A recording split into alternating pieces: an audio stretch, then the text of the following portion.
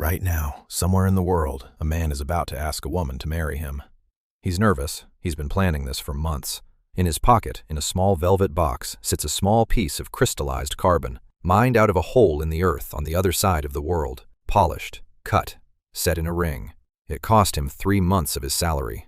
He's about to pull it out and hand it to her, and the moment she sees it, she's going to cry, because she understands what it means, or at least she thinks she does. You've seen this scene 1,000 times, in movies, on Instagram, maybe in real life. We treat it like the oldest tradition there is, the diamond engagement ring, as the universal symbol of love. It isn't. 80 years ago, almost nobody did this. Your great-grandmother didn't get one. Your grandmother?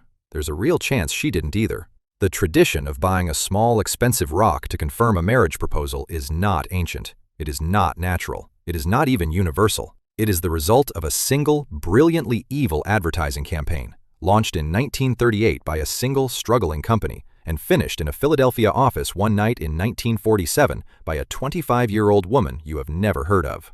Tonight, you're going to find out exactly how it happened, and you're not going to be able to look at a wedding the same way again. To understand how this happened, you have to start with a fact that sounds impossible. As recently as 1938, within the lifetime of people still alive today, diamond engagement rings were not a thing. I want to be precise about this. In the United States, in the 1920s and early 1930s, less than 10% of engaged women received a diamond ring. Most didn't get any ring at all. Some got gold, others got a small ruby or a pearl. Some got nothing, just a promise. If you walked into a jewelry store in Boston in 1929 and asked the clerk for the engagement ring, he wouldn't have known what you meant. There was no default. There was no expectation. The idea of one specific stone, one colorless, transparent stone, being the universal symbol of marriage didn't exist. In Europe, it was the same. In Asia, Japan, China, India, diamond engagement rings were essentially unknown. Marriage was negotiated through family, gold, contract. A small rock from South Africa had nothing to do with it. And here's what makes the next part so strange. Diamonds were not particularly rare. By the 1930s, the world was actually drowning in them. South African mines, discovered in the 1860s, had produced more diamonds in 70 years than the entire previous history of humanity combined. Diamonds had become a glut, a commodity, too many of them. Their price was crashing, and the company that controlled almost all of them was about to go bankrupt. That company was about to make a decision that would alter what billions of people believe about love. The company was called De Beers. Founded in 1888 by Cecil Rhodes, a name some of you might recognize, in Kimberley, South Africa. By the 1930s, De Beers controlled roughly 90% of the world's diamond supply. That sounds like a position of strength. It wasn't. It was a position of terror. Here is the problem with controlling 90% of a commodity. You also control its price. And if the price drops, because of a depression or because too many diamonds are on the market, there is nobody to blame but you. In 1929, the Great Depression hit. Diamond sales collapsed. By 1938, De Beers was in serious trouble. Stockpiles nobody wanted. Mines they couldn't shut. Shareholders demanding answers. Worse, they had a structural problem nothing about the Depression could fix. Diamonds aren't like gold. Gold can be melted down and resold. Diamonds have one industrial use, cutting tools, and one ornamental use. Once you sell someone a diamond, they don't tend to sell it back. They sit on it forever, which means demand is fragile. Demand has to be recreated generation after generation. And in 1938, the next generation just wasn't interested. So Harry Oppenheimer, the son of the man who ran De Beers, 29 years old at the time, got on a steamship to New York. He sat down in the office of Gerald Locke, the president of an American advertising agency called N.W. Ayer. And he asked one question. Can you make Americans believe a diamond means love? Locke said yes. What N.W. Ayer set out to do, beginning in 1939, was something advertising had never been used for before. They were not trying to sell more of a product. They were trying to invent a universal cultural ritual. From nothing. In a country that had never had it. Here's what they did. I'll keep it simple because honestly, the full strategy is so layered it could be its own video. First, they targeted Hollywood. Every romantic movie released in the 1940s, and there were hundreds, quietly received a free diamond ring from De Beers. The scriptwriters were given a polite suggestion. If the leading man proposes, and he usually proposed in those films, he should propose with a diamond. By 1947, you could not watch a romantic film and not see a diamond engagement ring. Second, they targeted royalty. Free diamonds were sent to Princess Elizabeth, to the Queen of the Netherlands, to glamorous society women across Europe. Photographers were tipped off. The image of beautiful, important women wearing diamonds traveled across the world for free in every newspaper. Third, and most importantly, they targeted the men. In a 1939 internal memo that has since become legendary in advertising history, N.W. Ayer outlined the strategy in chilling clarity. The phrase they used was, "We must educate the man that diamonds are the only proper gift for the woman he loves." And they invented a rule.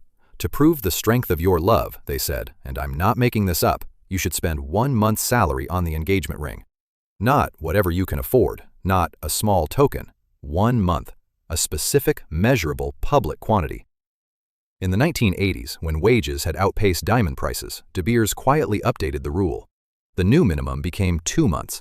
By the 2000s, it had been raised again, 3 months. Each version of the rule was simply printed in their ads, with no explanation, no source. And the public accepted each new minimum without question, because by then, they didn't know any other way. But by 1947, even with all of this, even with the Hollywood placements, the royal photographs, the salary rules, De Beers still had a problem. They didn't have a slogan, a single line, something a normal person could carry in their head, something that could survive the next 50 years. And that's where Frances Gerety comes in. Frances Gerety was 25 years old in 1947. She was a copywriter at N.W. Ayer in Philadelphia, and she had been assigned to the De Beers account for 2 years. By her own admission, she was tired of it. She'd written hundreds of ads. None of them had really caught fire. The campaign was working. Diamond sales were rising, but it was working slowly. Without ever producing the one thing every advertising agency in the world dreams of, the one line, the slogan everyone repeats, everyone remembers, that lives in the culture forever. On the night of April 28, 1947, and I want you to picture this because it is honestly one of my favorite stories in advertising history, Frances Gerety was at her desk in the Philadelphia office, alone, after dark. She had been working on a new round of De Beers ads. She was exhausted. She put her head down on her arms. She thought she might go to sleep right there. And then she realized she had forgotten something. The closing tagline of the ad, the one-line tag that goes at the bottom of every advertisement, was blank. She had to fill it in before she could go home. So she picked up her pen and she wrote on a piece of yellow paper 4 words. A diamond is forever. She didn't think it was good. She thought it was a placeholder. Diamonds aren't actually forever. They're crystallized carbon. They can crack, they can chip.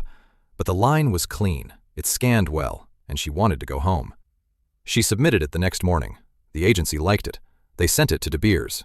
De Beers approved it. By the end of 1948, every diamond advertisement in the United States carried those 4 words. By 1951, every diamond advertisement in the entire world carried them. And here is what the slogan actually did, what makes it the most brilliant piece of advertising ever written. It didn't just sell diamonds. It changed the meaning of the entire transaction. If a diamond is forever, then it follows that you must never resell it. You must keep it, pass it down, treasure it.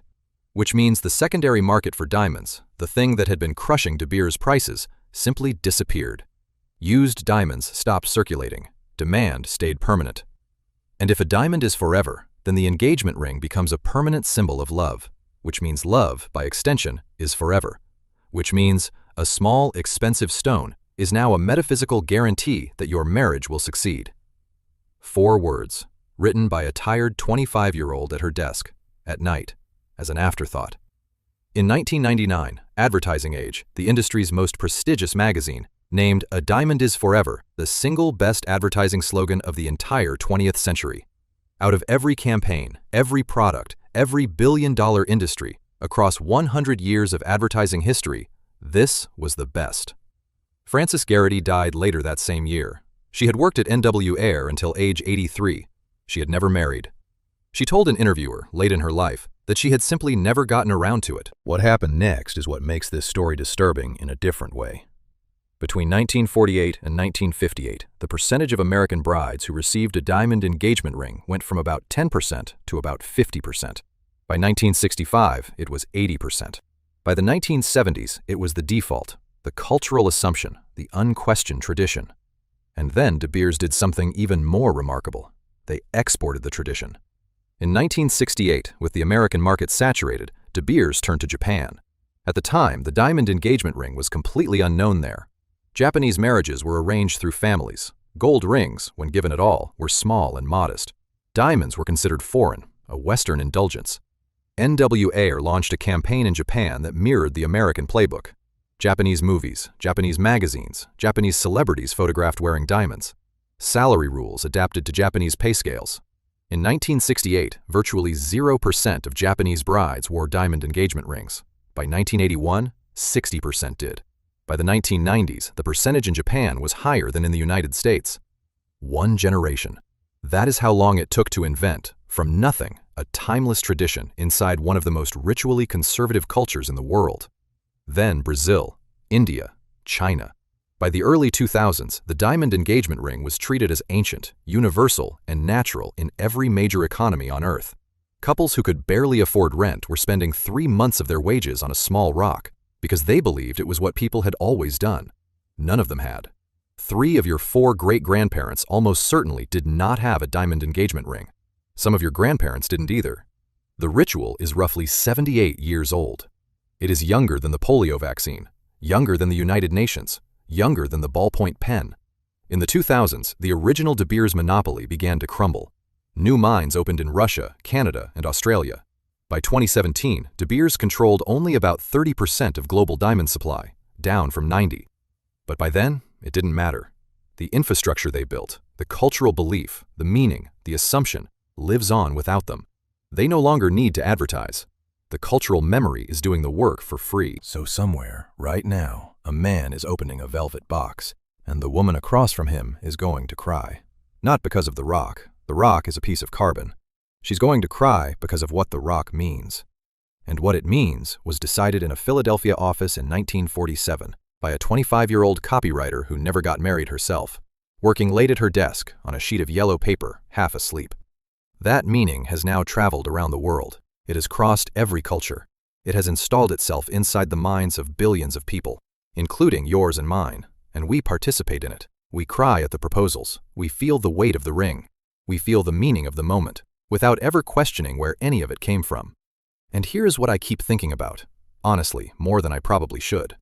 The diamond engagement ring is the most successful piece of marketing in human history, not because it sold the most product, because it convinced the entire human race that an industrial decision made by a single struggling company was a universal symbol of love. If a single advertising campaign by one company run by one agency in 1 decade can convince almost every human being on Earth to participate in a tradition that didn't exist 80 years ago, what else have we been convinced to do? What else are we doing today that we will, one day, look back on and realize was always just an ad? That's what this whole channel is about. Every modern ritual you never questioned. Every familiar thing that turns out to be secretly, deeply strange. If that's the kind of thing your brain enjoys, subscribe. There's a new one every week. And next time, why do we celebrate the new year on the 1st of January at midnight?